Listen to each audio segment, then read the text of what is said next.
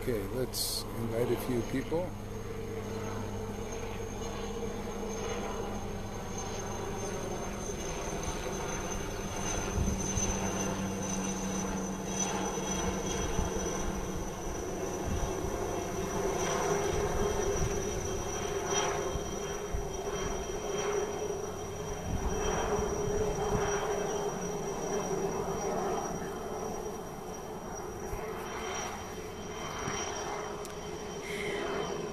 Hare Krishna, everybody. Yeah, we'll wait for a couple people to assemble here. A few more people to see who else comes. Hare. In the meantime, we'll chant a little japa here.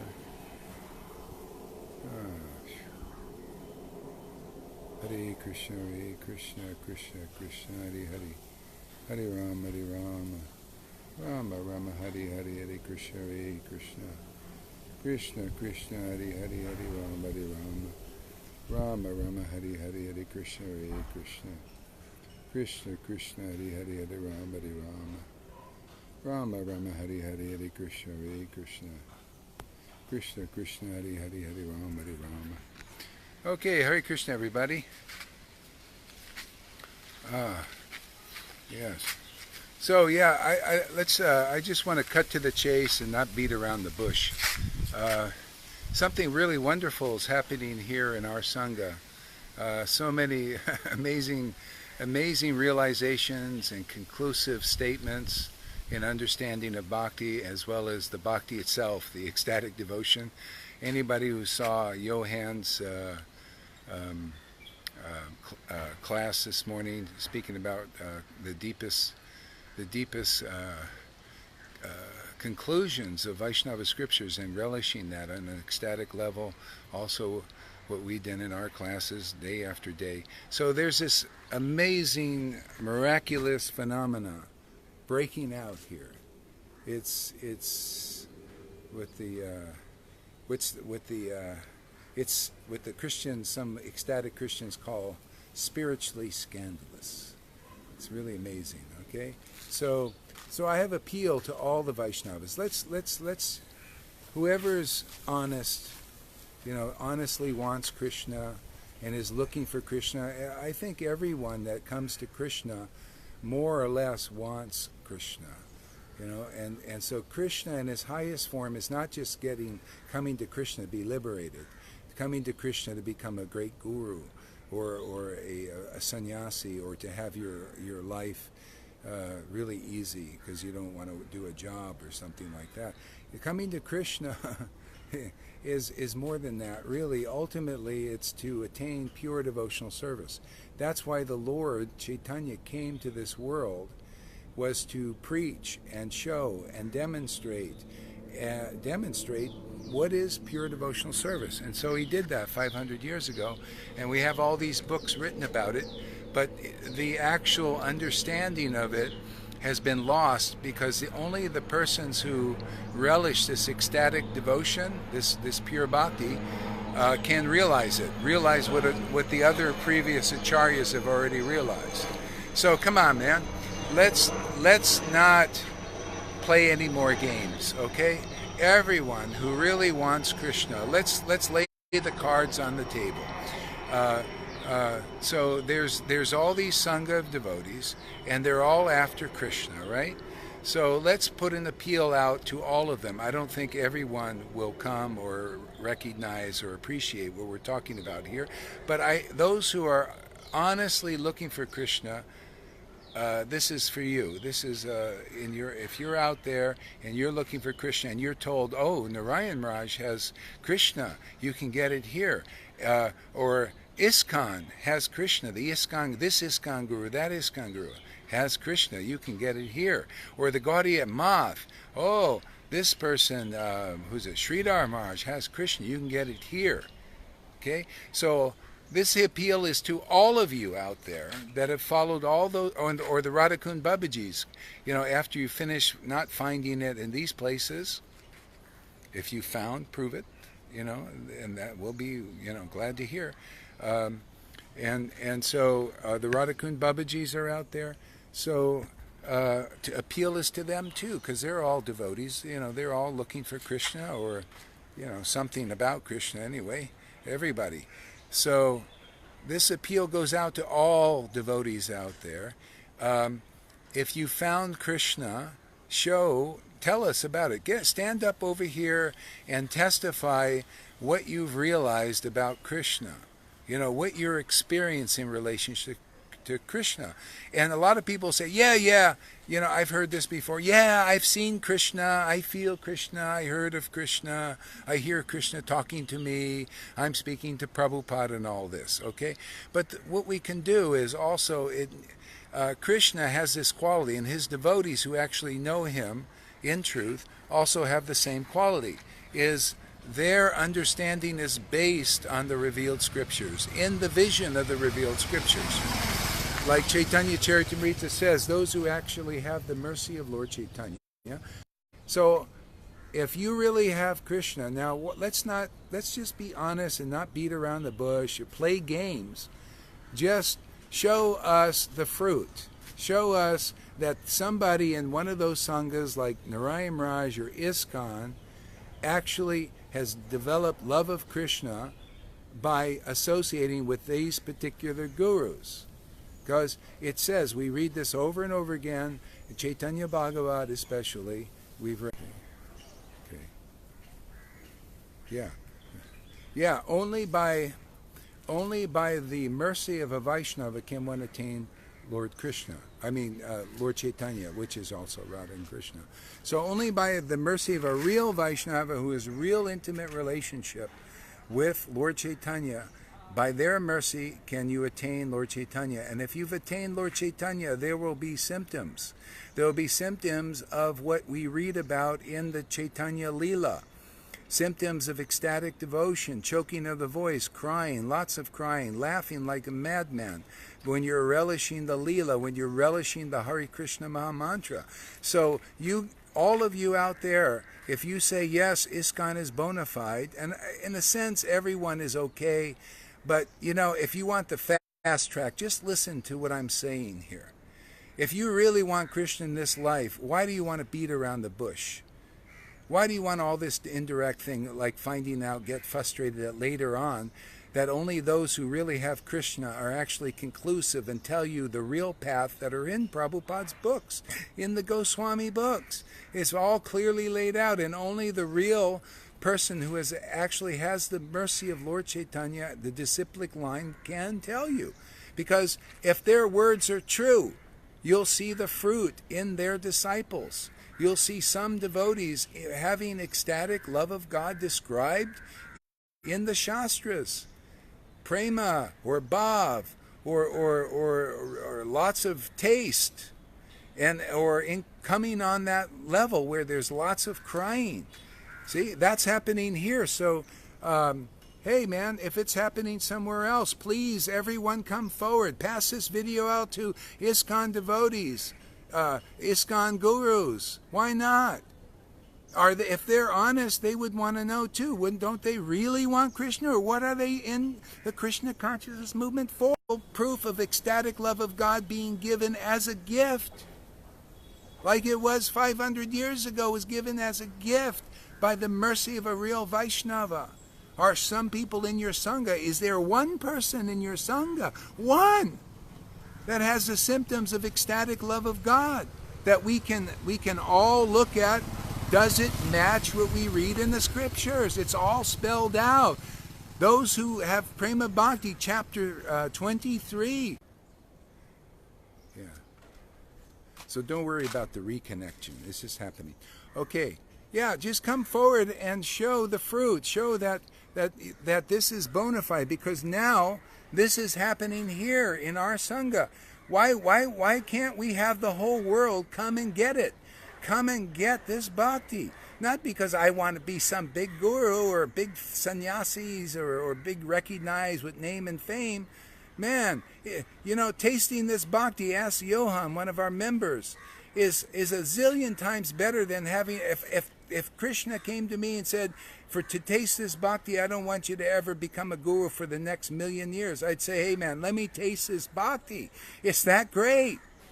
And then the Lord will make you anyway, because only those persons who taste ecstatic devotional love of God can show the way by their example of tasting it, and have the revelations to teach it to those who worship me with loving ecstasy. Bhagavad Gita 10:10. I give them the understanding, the conclusiveness, the conclusions, the real understanding, the heart of the Bhagavatam. Is that clear? I mean, there must be some honest Vaishnavas out there who really want Krishna. Why can't you come and check out what's going on here? Huh? Don't you want to taste real bhakti? Don't you want Vrindavan? Well, it's available. The symptoms of Vrindavan being manifest in this world are here. Come and get it. Come and learn about it. Come and see the fruit. Not just me, some crazy guy like me relishing it, but there's others who are believing in what we're saying, and they're also getting it. And it's not blind belief. You can check everything I'm saying in the scriptures. You know, by their fruits they shall be known. Jesus even taught the fruit. If I was a madman in a mode of ignorance, totally crazy and lunatic, why is Johann and others, and Dasud and others, being inspired and having their relationships with Krishna awakened and relishing it if I was so crazy or so motivated and I want to be a big cheese and all? Why are they getting the mercy like that? And the question also, why are the others not getting that mercy? You know, it's very easy not to understand or to misunderstand your position. You think, oh yeah, I'm a devotee Christian, I can do this and do that. But the ultimate, really, the realized soul will be able to deliver Krishna to others if the Lord orders it. And that order's already come. 1996 came. Prabhupada came to me, said, distribute this ecstatic devotion. You relished it enough yourself, because I relished it for years in ecstasy. And now give it to others and share it with others. And we're doing that. So the appeal goes out there. You know, show us. If you really have bhakti, well, come, let's talk about it. Let's discuss this. You know, show us what you've learned and what you ascertained. I'm putting my heart out. Johann's putting his heart out. You know, we're putting our heart on the plate, man. Heart on a sleeve. You know?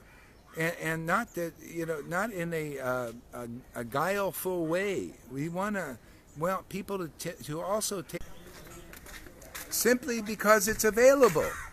Like Ramananda Roy said in his conversation with Lord Chaitanya, if this pure devotional service is available, and he said, yeah, it's available when you throw out your speculations and listen to self-realized souls who really know Krishna and prove it by awakening this bhakti in others. Like Lord Chaitanya said, yes, it is correct. Those who awaken devotion to Krishna are certainly spiritual masters. Well, that's happening here. Why are people denying it? Why do you want to deny it? Don't you want love of Krishna? It is so hard to get by your sadhana practice. It'll take you millions of lifetimes and still you may not get it. Here you can get it. It's the time. Can't you see the sign of the times? Don't you know when a storm is coming, you see red sky in the morning, sailors take warning. See, can't you see the signs of the kingdom of God coming to people here? Kingdom of God is not particularly a place. It's a mood. It's an ecstatic way of worshiping the Lord. Very intimate. And that's here. So come and get it, man. The transcendental bread is available, man. Take advantage. And if you say, oh, no, we know better and all that, well, bring the fruits. Show us. Every group there, show us your champion. Champion to me means you've made a pure devotee from saying all the things you're saying. Oh, I can bring people to Krishna. I can deliver them. Well, if you can deliver them, then they will have the symptoms of deliverance. It's all in the book. What are the symptoms of deliverance? Brahma told in Srimad Bhagavatam, those who evince the symptoms of devotion, tears in the eyes, hair standing on, ecstatic love, choking of the voice, all these symptoms we read about, they are promoted to the kingdom of God. They do not take another birth here. See? So show us those who have overcome the material modes of nature and gotten mercy through you. Whether you're Narayan Maharaj or Jayapataka or Sridhar Maharaj, show us that you are a resident of the kingdom of God now here and testifying of what you've seen and what you've experienced, and prove it by the Bhagavatam. Not, just what it says in the Bhagavatam. Show us that. Show us that you are an example of a liberated soul that's gotten the mercy of your guru. And aren't we past this thing? Oh, we're not supposed to show anything. Oh, you're not supposed to show. The guru's not supposed to show. We're not supposed to show. So nobody knows. So we're all sitting in the dark thinking, well, they say this is the real path because my guru says he's a pure devotee, or they say he is, but we've never seen, and they've never awakened any bhakti in anybody else, or they say they have and they just keep it a secret. So it's a big secret from everybody, from them, from the people, and from the world. So nobody knows. But the ones who taught this ecstatic devotion, they all showed it. They had to. Otherwise, you don't preach pure devotional service in this world. You got to show you're an example of not just, well, I'm Mr. Humble Pie, man, but no, you'll never see any tears. Oh, I hide this, but just believe I'm a pure devotee because you see my humbleness, but no tears.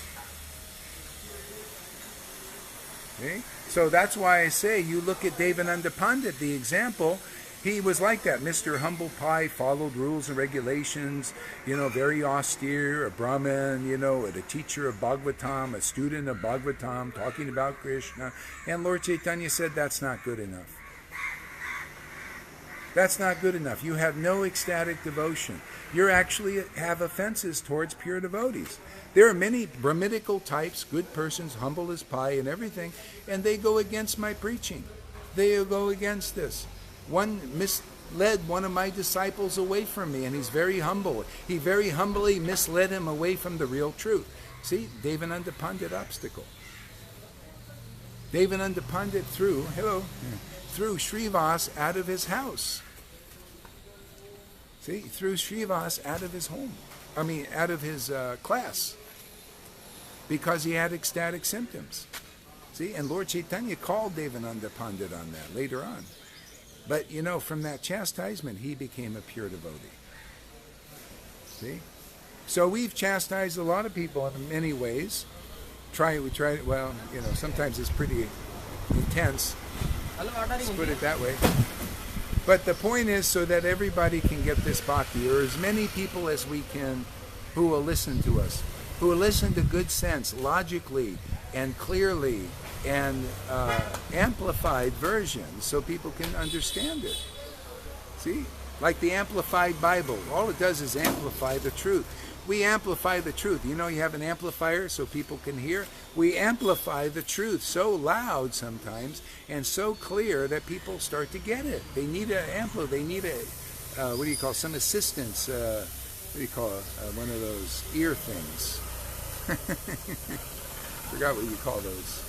Hearing it. You need a hearing aid. So that's the preaching of a real devotee. They amplify the sound vibration.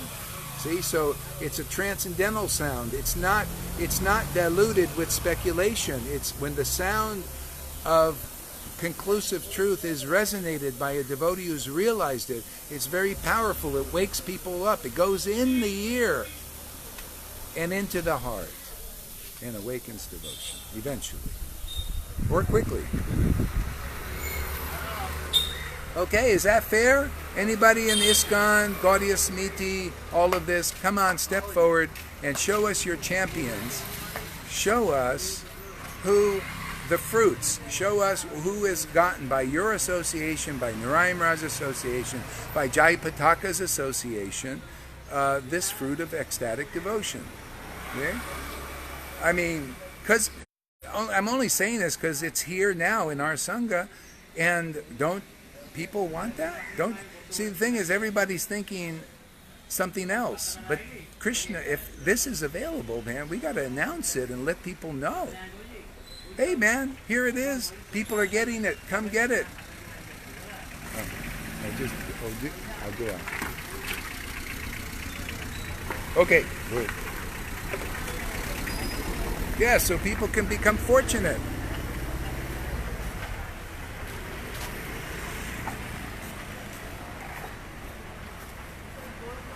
Yeah. Okay, so anyway, that's all I wanted to say. Step forward, show us the fruits. Show us that your touchstones, all you, or show you're praising your teachers and everything. And this is not just to humiliate anybody. It's just, come on, man. Maybe you might be a little humiliated or something, but hey, humiliation leads to humbleness. I mean, you want to swallow your pride of thinking you know the real thing, but you haven't? Wouldn't it be better to get on the real path now, simply because it's available, because it's here, because people are getting this bhakti? Huh? Come on, don't you want Krishna? What's eating a little humble pie? This to admit, actually, I don't have it. I thought I did and all that. Well, hey, man. It's okay. Keep your disciples. That's no problem. Teach them the right thing. Come here, learn what's coming from ecstatic worship. Institute these principles in society, in your societies, in the Narayan Raj Society, in the ISKCON Society. These are the confidential teachings of Lord Chaitanya, and they lead to a very fast, quick awakening of devotion. Very fast. Okay? It's the elevator, truly, as we're seeing.